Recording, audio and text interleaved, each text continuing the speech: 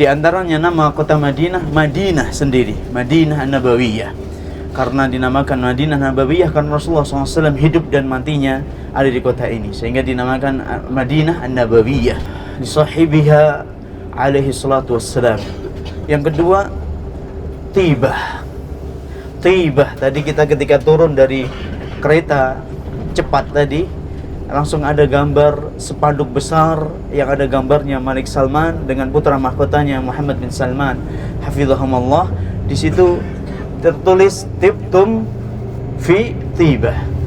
Kalian semoga baik-baik aja di kota Tibah.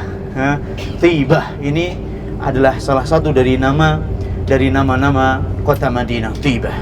Di antara nama kota Madinah, Thayyibatu Thayyibah. Thayyibatu Thayyibah. Ada Tibah, ada Thayyibatu Thayyibah, ada Madinah. Di antara namanya juga Yathrib. Dan nama Yathrib ini nama sebelum datangnya Rasulullah SAW ke kota Madinah, atau sebelum datangnya Islam, sebelum hijrahnya kaum muslimin bersama Rasulullah SAW ke kota Madinah. Namanya dulu Yathrib. Di zaman jahiliyah namanya Yathrib. Naam.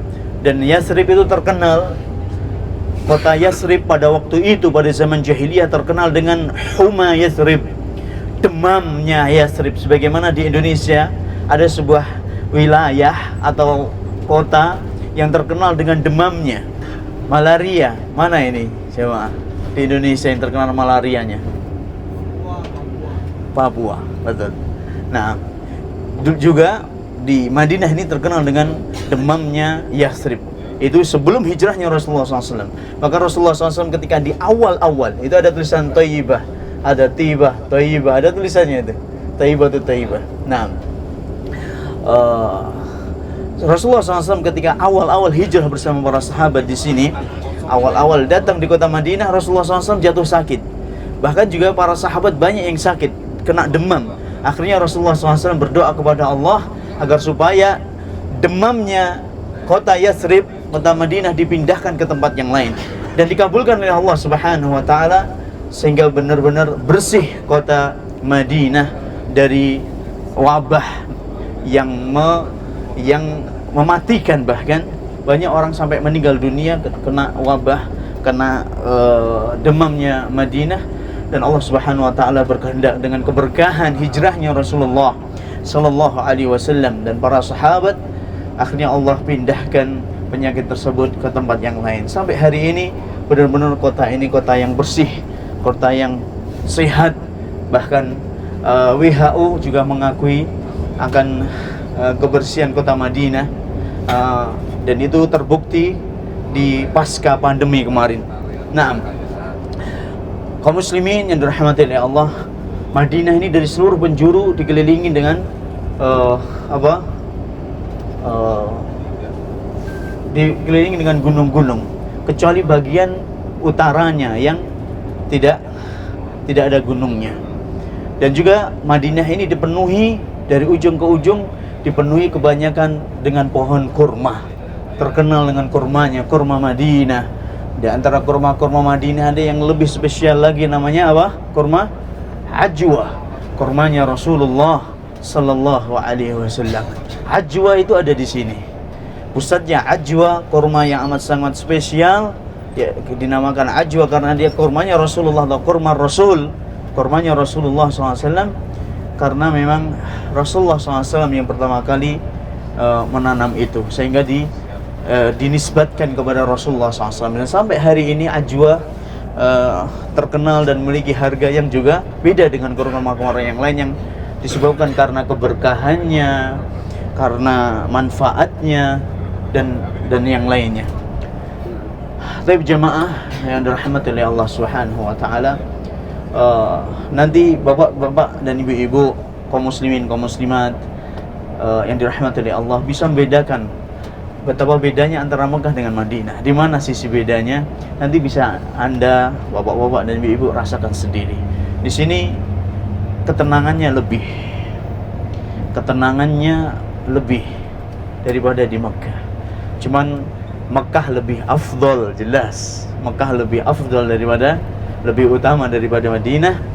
karena sholat di sana satu kali sholat setara dengan 100.000 kali sholat di masjid Jami', Masjid Agung Sultan Mahmud Badarudin II.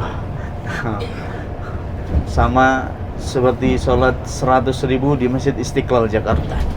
Adapun di Madinah, di Masjid Nabawi memiliki keutamaan 1000 kali sholat di masjid yang lainnya. Nah, adapun keindahan dan kenyamanan, masya Allah, kalau saya boleh mengatakan nyaman di sini, enak di sini, dan lebih teratur dan lebih rapi. Bahkan juga keluar masuknya kaum muslimin ke Masjid Nabawi pun juga sudah mulai dipisah antara laki-laki dengan perempuan. Dan hotel juga nggak begitu jauh, ya kan, deket-deket hotelnya, cuma 50 meter dari masjid. Dan ini juga diantara mungkin membuat orang itu nyaman juga tinggal di kota Madinah. Banyak keutamaan kota Madinah ini, sebagaimana juga Mekah juga memiliki keutamaan. Di antaranya pastinya Dajjal tidak akan bisa masuk ke kota Madinah. Dajjal tidak akan bisa masuk ke kota Madinah di akhir zaman. Ketika Dajjal ingin menguasai dunia, mereka memanggil orang-orang pengikutnya Dajjal.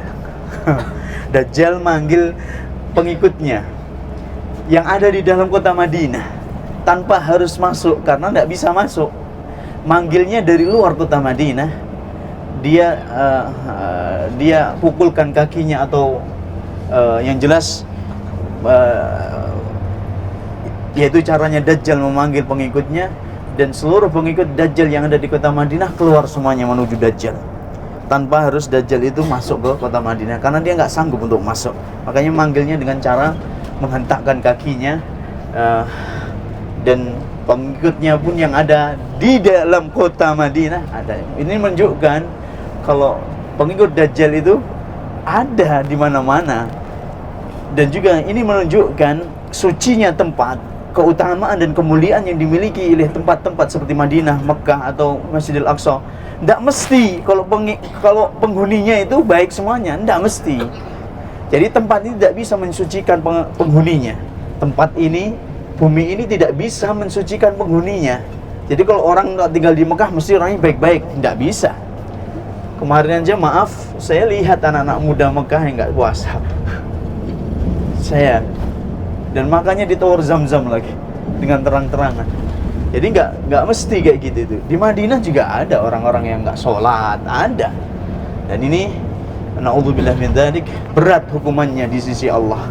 Tinggal di negeri yang mulia seperti ini, tapi dia lancang dan berani pada Allah, hukumannya jelas lebih berat. Ini jangan main-main. Jadi kita berbuat maksiat di kota Mekah dan Madinah itu beda dengan kita berbuat maksiat di Bandung dan Jakarta. Karena ini, tanah ini memiliki kemuliaan, dimuliakan oleh Allah Subhanahu wa taala. Dan berbuat dosa pun akan dilipat gandakan juga, sebagaimana dilipat gandakannya pahala. Di antara ini Masjid Quba jamaah, sebelah kiri depan kita. Ini Masjid Quba. Insyaallah kita akan kunjungi, insyaallah. Semoga ada city tour. Kita akan ke Quba sini, insyaallah. Dan di sini banyak juga sejarah. Sekitar Quba ini juga banyak sejarahnya. Di antara keutamaan kota Madinah,